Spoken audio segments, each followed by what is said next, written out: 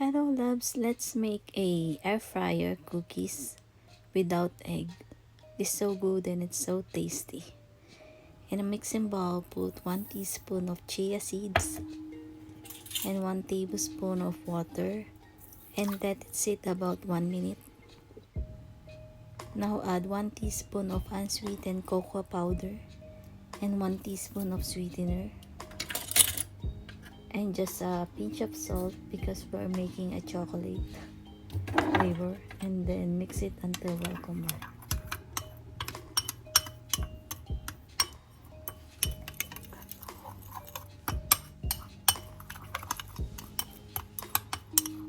Now let's add a 1 teaspoon of instant coffee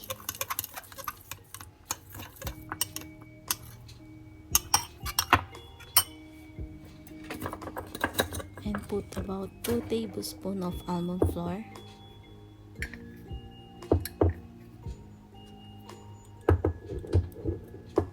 and just combine it.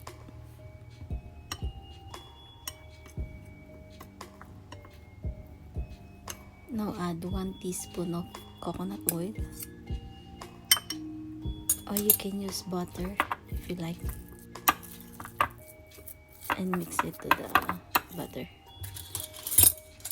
Now I add more 1 tablespoon of almond flour to make it more solid. It can be stick together. Just combine it well. And I cut some diced dark chocolate unsweetened and mixed to the cookie butter. And this is ready.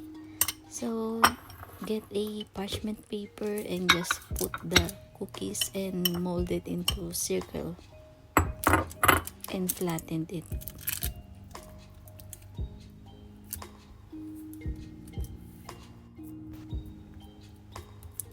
Once you flatten, air fry it at 180 degrees Celsius for 1 minute.